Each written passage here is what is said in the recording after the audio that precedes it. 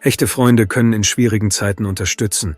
Sie helfen, Schwierigkeiten zu bewältigen und in vielen Situationen den richtigen Ausweg zu finden. Aber nicht jeder, der versucht, ein Freund zu werden, hat wirklich selbstlose Absichten, besonders wenn der Altersunterschied mehrere Jahrzehnte beträgt.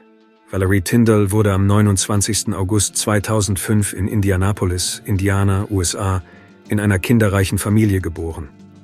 Neben Valerie wuchsen in der Familie Tyndall ein Bruder und 3 ältere Schwestern auf. In jungen Jahren erlitt Valerie einen unangenehmen Vorfall, dessen genaue Umstände jedoch unbekannt sind, da ihre Familie sich um Vertraulichkeit bemühte. Jedenfalls beschloss ihre Mutter nach dem Vorfall, dass sie an einen sichereren Ort ziehen sollten. Alle unterstützten diese Idee. Die Familie packte ihre Sachen und zog nach Arlington, weniger als eine Autostunde von Indianapolis entfernt. Es war eine viel engere und enger verbundene Gemeinde mit etwa 300 Einwohnern. Für Valeries Mutter und Vater war der Umzug die Hoffnung, dass sie ihre Kinder fernab von der Brutalität der Großstadt in Ruhe großziehen könnten. Das Paar mit seinen heranwachsenden Kindern integrierte sich schnell in die örtliche Gemeinschaft, vor allem dank ihrer Geselligkeit und ihrer positiven Lebenseinstellung. Das Leben der Familie verlief ruhig und stabil, zumindest bis zum Sommer 2023. Zu dieser Zeit war Valerie 17 Jahre alt und kam in die letzte Klasse. Vor ihr lag das letzte Schuljahr, in das sie große Hoffnungen setzte. Das Mädchen träumte davon, es so schnell wie möglich zu beenden, um ins Erwachsenenleben zu starten. Valerie war immer eine gute Schülerin. In fast allen Fächern hatte sie Einsen, nur in einigen wenigen Fächern hatte sie Zweien, weshalb man ihr eine glänzende Zukunft und Erfolg prophezeite. Am meisten liebte sie Tiere. Sie kümmerte sich sehr gerne um unsere kleinen Brüder. Schon in der Grundschule hatte sie den Traum, Tierärztin zu werden. Bereits zu dieser Zeit begann Valerie, alle notwendigen Anstrengungen zu unternehmen, um ihr Ziel zu erreichen. Gleich nach dem Schulabschluss wollte sie aufs College gehen und arbeitete fleißig, um ihrer Familie zu helfen. Sie lebten bescheiden, aber glücklich. Valerie wollte unabhängig und selbstständig sein. Am 7. Juni 2023 waren Sommerferien, aber Valerie verschwendete keine Zeit mit Vergnügungen und Erholung. Sie widmete den größten Teil ihres Lebens der Arbeit, da sie der Meinung war, dass nur so ihre Ziele zu erreichen seien. Die Oberstufenschülerin hatte mehrere Jobs und plante, Geld für eine Hochschulausbildung zu sparen, für die möglicherweise ein Umzug notwendig gewesen wäre. Sie wollte ihre Familie nicht belasten. Obwohl sie sich normalerweise mittwochs frei nahm, um sich mit Gleichaltrigen zu treffen und mit ihren Freunden auszugehen, war am 7. Juni alles anders. Es war Mittwoch. Aber entgegen ihrer Gewohnheit teilte Valerie ihrer Mutter mit, dass sie zu einem ihrer Jobs gehen würde. Es war vorgesehen, dass sie zu ihrem Nachbarn, dem 59-jährigen Patrick Scott, gehen würde. Der Mann lebte auf einem großen Grundstück gegenüber dem Haus der Familie Tyndall. Das Mädchen half ihm bei der Pflege seines großen Rasens und er bezahlte sie dafür. Gelegentlich nahm er sie auch für Nebenarbeiten mit, da Patrick ein Rasenpflegeunternehmen hatte. Er brauchte wegen der vielen Aufträge eine Aushilfskraft und die fleißige Valerie schien ihm ideal dafür zu sein. Die Beziehung zwischen den beiden war jedoch nicht nur durch ihre gemeinsame Tätigkeit geprägt, sie bezeichneten sich als Freunde, zumindest sagten sie das allen, die von ihrer Zusammenarbeit wussten. Valeries Familie vermutete, dass Patrick in Wirklichkeit eine 17-jährige Frau umwarb. Als die Schülerin daher verkündete, dass sie am Mittwoch den ganzen Tag bei einem viel älteren Mann arbeiten würde, wurde ihre Mutter misstrauisch.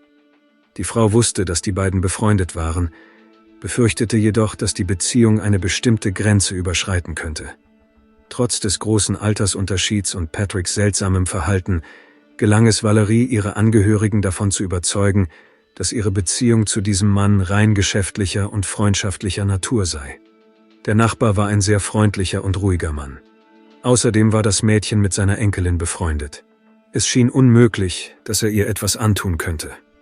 Unmittelbar nach dem Umzug in die neue Stadt verbrachten der Mann und die Familie Tyndall viel Zeit miteinander. Sie waren Nachbarn und verstanden sich hervorragend. Seine positive Art und sein Umgang mit anderen führten dazu, dass sogar Valeries Eltern loyal gegenüber dem Mann waren, der Valerie regelmäßig Aufträge gab. Er sprach viel mit ihrer Mutter darüber, konnte die Frau beruhigen und sie davon überzeugen, dass alles im Rahmen des Vernünftigen blieb. Die Familie Tyndall und Patrick blieben weiterhin in gutem Kontakt. Bis zum Sommer 2023 hatte die Schülerin bereits 2 Jahre bei dem Mann gearbeitet. Valeries Mutter war überzeugt, dass er im Interesse ihrer Tochter handelte und dass dies dem Mädchen helfen würde, einen Studienplatz zu bekommen. Sie würde Geld verdienen. Valerie trug viel dazu bei, ihre Mutter zu überzeugen, da er sie gut bezahlte und ihr regelmäßig Arbeit gab. Dennoch gab es Gründe, an Patricks Worten zu zweifeln. Nach Ansicht der Mutter des Mädchens inszenierte er mehrmals Szenen und benahm sich wie ein eifersüchtiger Freund gegenüber Valerie. Trotz seines fortgeschrittenen Alters äußerte er sich abfällig über die Jungen, mit denen das Mädchen Umgang hatte. Das schien unangebracht. Allerdings begann Valerie einige Zeit nach Beginn ihrer gemeinsamen Arbeit, sich gegenüber dem Mann ruhiger zu verhalten und schrieb sein Verhalten einfach seiner Exzentrik zu. Ihre Familie beruhigte sich trotz dieser Neigungen schnell, da Patrick ein angesehenes Mitglied der Gemeinde mit einem ausgezeichneten Ruf war. Am 7. Juni 2023 sollte Valerie den größten Teil des Tages damit verbringen, die Rasenflächen von Patricks Kunden zu mähen. Sie hatte versprochen, wie üblich zum Abendessen zurückzukehren, aber selbst als es dunkel wurde, war das Mädchen noch nicht zu Hause. Die Mutter machte sich Sorgen und rief ihre Tochter an, aber ihr Handy blieb stumm. Da fragte sie einen Nachbarn, wann Valerie zurückkommen würde. Zu ihrem Entsetzen erklärte Patrick, dass die junge Frau nicht nur an diesem Tag nicht bei ihm gewesen sei, sondern dass sie auch gar nicht geplant hatten, dass Valerie zu ihm kommen und arbeiten würde. Die Mutter war von dieser Antwort schockiert. In ihrem Kopf schwirrten die schlimmsten Gedanken herum. Sie konnte nicht verstehen, warum ihre Tochter sie belogen hatte. Die Frau beruhigte sich nur mit dem Gedanken, dass Valerie beschlossen hatte, Zeit mit Freunden zu verbringen und mit ihnen irgendwo hingefahren war. Vielleicht hatte sie einen neuen Freund, von dem sie nichts erzählen wollte. Die Mutter wartete auf die Rückkehr ihrer Tochter, um von Valerie die Gründe für ihr seltsames Verhalten zu erfahren. Normalerweise war sie ziemlich unabhängig und hatte keine Angst, ihren Angehörigen die Wahrheit zu sagen. Am selben Abend kamen Patrick und seine Frau Linda zur Familie Tindall nach Hause. Aber anstatt seine Nachbarin zu trösten, begann der Mann seine Vermutungen zu äußern, dass Valerie wahrscheinlich einfach von zu Hause weggelaufen sei. Wie immer war er sehr redegewandt und überzeugend, aber nach einer Weile begann die Frau zu begreifen, dass hier etwas nicht stimmte. Zunächst einmal war Patrick den Ereignissen weit voraus, da seit dem Verschwinden zu wenig Zeit vergangen war, um zu dem Schluss zu kommen, dass die Schülerin weggelaufen war. Es gab noch keinen Grund für konkrete Vermutungen. Das Mädchen war nie weggelaufen, sie litt nicht unter psychischen Problemen oder Abhängigkeiten. So etwas war ihr zum ersten Mal passiert. Nachdem sie das Geschehene verarbeitet hatte, vermutete die Frau, dass etwas Seltsames vor sich ging.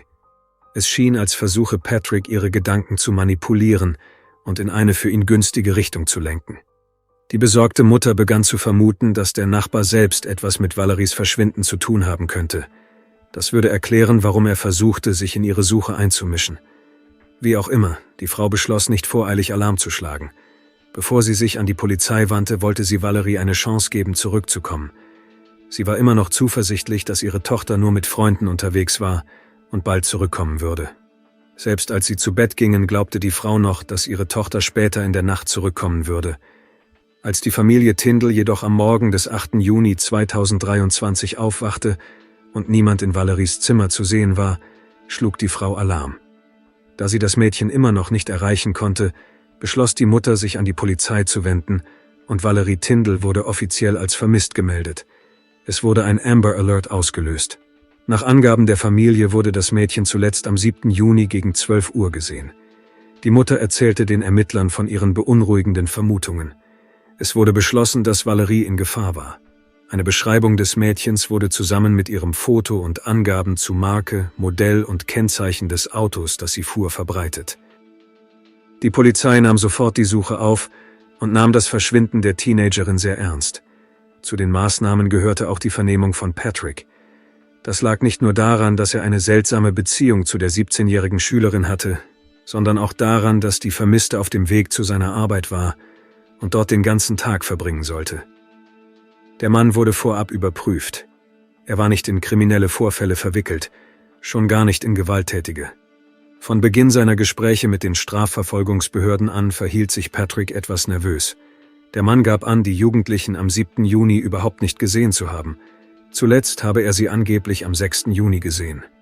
Von außen betrachtet schien es, als würde er die Wahrheit sagen, aber tatsächlich hatte die Polizei zu diesem Zeitpunkt bereits andere Zeugen, die sorgfältig befragt worden waren.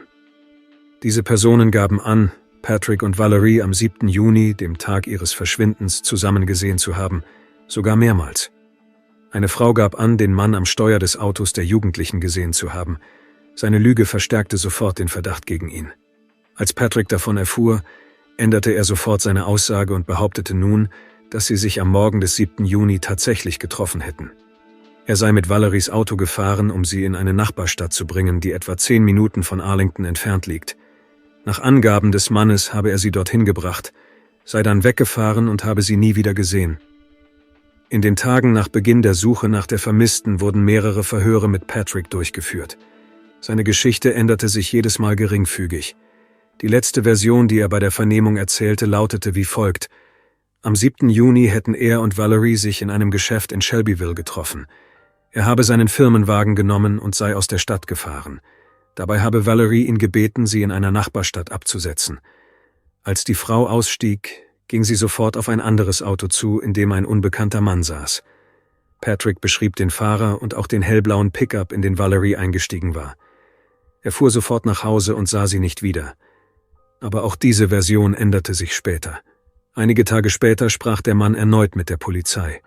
Nun gab er an, Valerie in der Stadt getroffen und sie nirgendwo aussteigen lassen zu haben. Nach einer kurzen Fahrt zum nächsten Laden habe er sie zu sich nach Hause gebracht und dort gelassen. Seine Nachbarin habe ihn darum gebeten. Er selbst sei unterdessen weggefahren, um geschäftliche Aufträge zu erledigen. Der Mann war fast den ganzen Tag weg, und als er zurückkam, war Valerie nicht mehr bei ihm zu Hause. Er nahm an, dass die Schülerin einfach nach Hause gegangen war, aber als ihre Mutter ihn aufsuchte, um herauszufinden, wo ihre Tochter war, wurde ihm klar, dass etwas Beunruhigendes passiert sein musste. Auf jeden Fall versicherte der Mann, dass er keine Ahnung habe, wo sich die Schülerin tatsächlich befinde.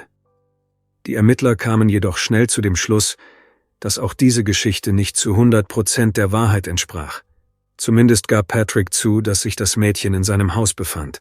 Das war der letzte Ort, den er angegeben hatte. Allerdings ging man bereits davon aus, dass er gelogen hatte, als er behauptete, den ganzen Tag gearbeitet zu haben. Dies verstärkte den Verdacht gegen ihn nur noch mehr. Um mehr Informationen zu erhalten und ihre Vermutungen zu bestätigen, baten die Polizisten Patrick um sein Mobiltelefon. Er händigte es ihnen ohne zu zögern aus. Mit Hilfe des Geräts konnte bestätigt werden, dass er nicht zur Arbeit gefahren war, sondern tatsächlich fast den gesamten Tag des 7. Juni auf seinem Grundstück verbracht hatte.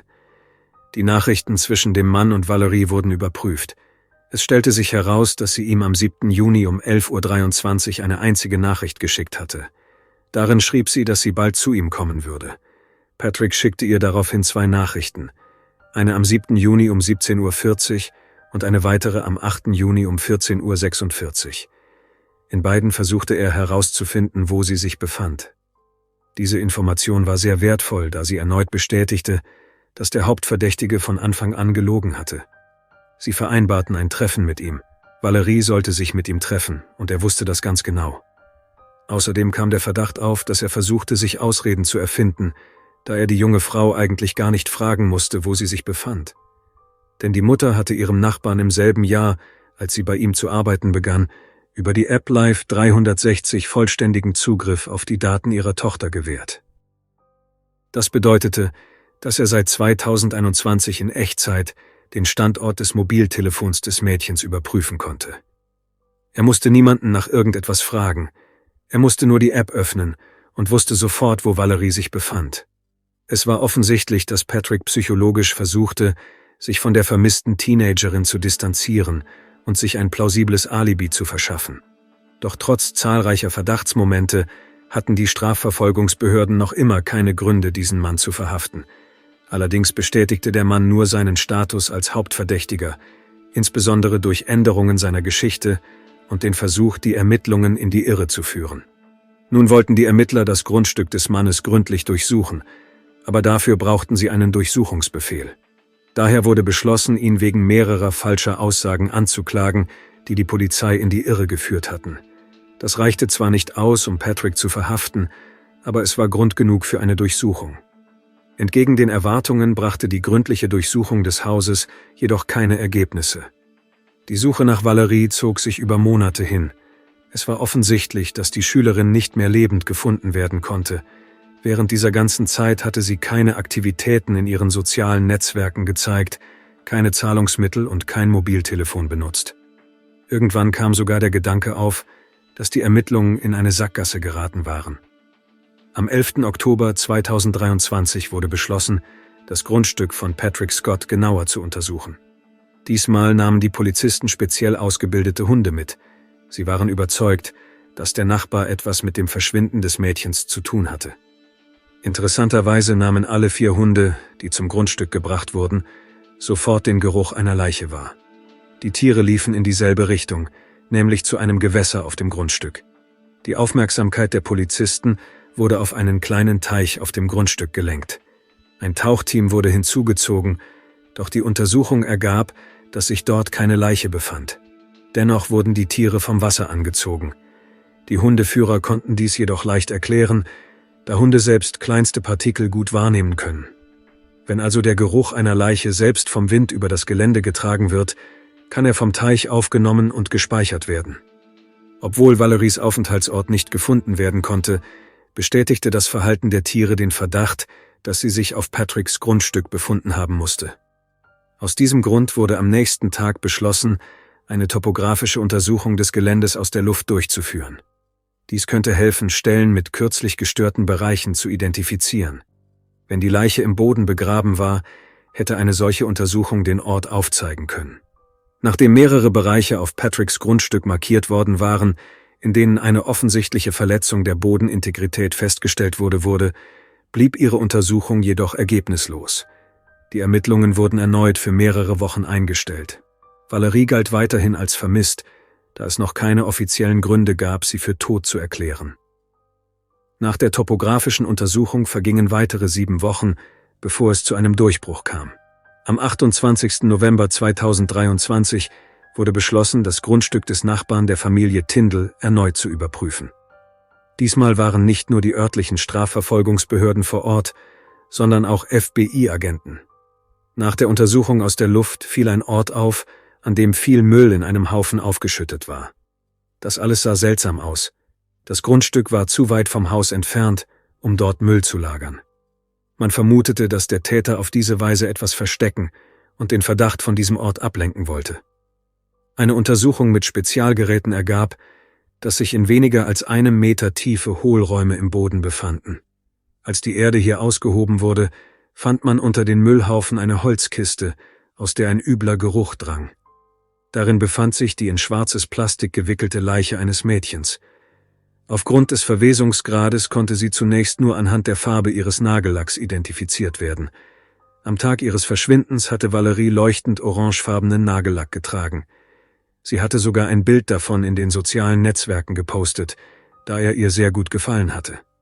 Einen Tag später wurden die auf dem Grundstück des Mannes gefundenen Überreste endgültig als Valerie Tindall identifiziert.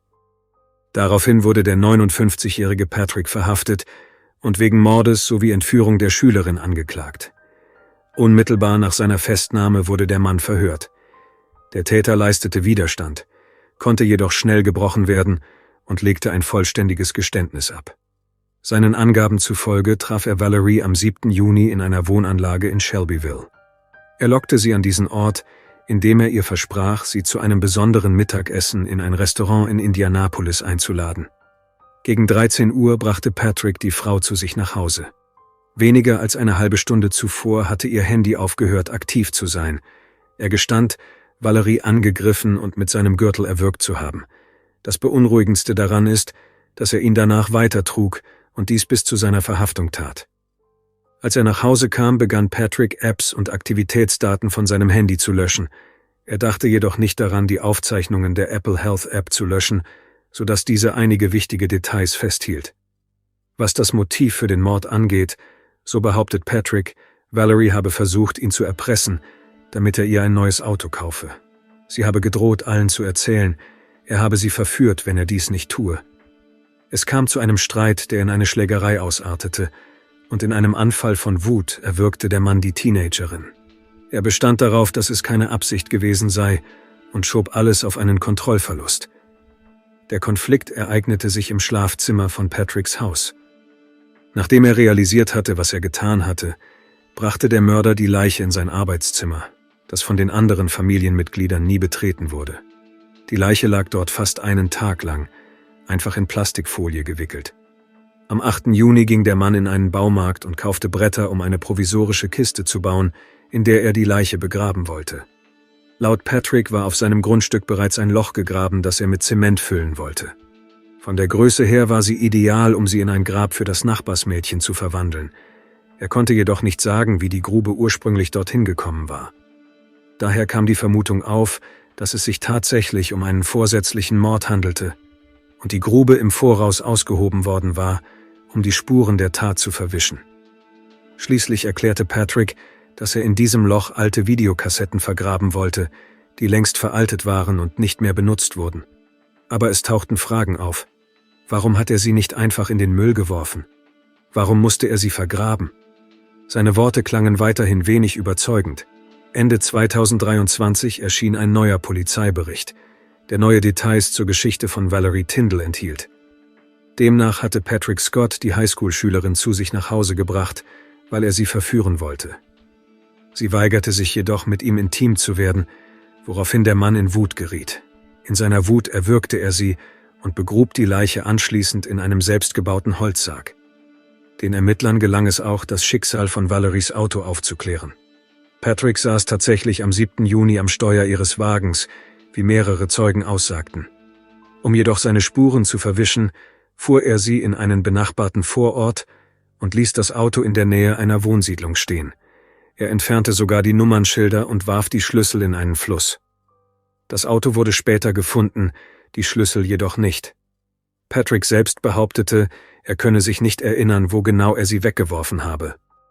Anfang 2024 begann Patrick erneut zu leugnen, dass er außer einer freundschaftlichen und beruflichen Beziehung irgendetwas mit Valerie gehabt habe. Doch das war sinnlos. Es gab unwiderlegbare Beweise dafür, dass der Mann sehr viel Zeit mit ihr verbracht hatte. Sie gingen oft zusammen einkaufen und aßen in Cafés. Es wurden sogar Fotos gefunden, auf denen Valerie und Patrick zusammen in einem Wasserpark zu sehen waren. Die Mutter des Opfers erinnerte sich, wie ihre Tochter um die Erlaubnis für diesen Ausflug gebeten hatte. Aber die Frau war bis zuletzt überzeugt, dass Patrick nicht nur mit Valerie, sondern auch mit seiner Familie bei dieser Veranstaltung war. Seine Frau bemerkte ebenfalls, dass ihr Mann ein erhöhtes Interesse an Valerie zeigte, schrieb dies jedoch seiner Liebe zu den Kindern und Valeries Freundschaft zu seiner Enkelin zu. Niemand ahnte, dass dieser gutmütige Mann Gefühle für eine 17-Jährige hegte. Die im Laufe der Ermittlungen gefundenen Beweise bewiesen jedoch eindeutig das Gegenteil. Das Unangenehmste, was die Polizisten im Gespräch mit dem Mann feststellten, war seine Gleichgültigkeit. Es schien ihm egal zu sein, dass er eine 17-jährige Schülerin mit einem ganzen Leben vor sich getötet hatte. Allerdings war nicht alles so eindeutig. Es gab Gegner der Familie Tindall, die der Meinung waren, dass auch die Eltern des Opfers Schuld an dem Geschehenen trügen. Sie waren überzeugt, dass Valeries Mutter einfach alle Warnsignale übersehen habe, weil sie unaufmerksam gewesen sei und ihrem Nachbarn zu sehr vertraut habe. Bis zur Aufklärung des Verbrechens ahnte jedoch niemand, wie verlogen Patrick tatsächlich war. Die Frau glaubte, dass ihre Tochter nur für diesen Mann arbeitete. Er hatte auch einen Status, der dem eines Freundes der Familie nahe kam, den er sich über Jahre hinweg erarbeitet hatte. Das Opfer arbeitete mehr als 2 Jahre für ihn, und in dieser Zeit konnte er sich so sehr in ihr Vertrauen einschleichen, dass niemand Verdacht schöpfte. Die Verstorbene hatte nicht nur Kontakt zu ihm, sondern war auch eine gute Freundin seiner Enkelin, was ihm ebenfalls in die Hände spielte. Auf der vergangenen Pressekonferenz beschrieben die Angehörigen der Familie Tindall ausführlich den erlebten Schrecken und auch, wie sich Patricks Verhalten verändert hatte, nachdem die Suche nach Valerie begonnen hatte. Er brach den Kontakt zu seinen Nachbarn fast vollständig ab und mied sie in jeder Hinsicht. Jedes Mal, wenn die Mutter der Vermissten während der 5-monatigen Ermittlungen versuchte, mit ihm zu sprechen, rannte er schnell nach Hause. Im Laufe der Ermittlungen wurde festgestellt, dass Zeugen wenige Wochen nach Valeries Verschwinden beobachteten, wie Patrick in seinem Hinterhof irgendwelche Gegenstände verbrannte. Er hatte ein ziemlich großes Feuer gemacht und dafür sogar einen der Schuppen abgerissen. Das sah verdächtig aus. Man vermutete, dass er auf diese Weise zusätzliche Beweise beseitigte. Leider lehnte der Mann jegliche Stellungnahme zu diesem Thema ab. Am 9. Dezember fand in der christlichen Kirche von Arlington die Trauerfeier für die 17-jährige Valerie statt. Fast die gesamte Gemeinde war anwesend.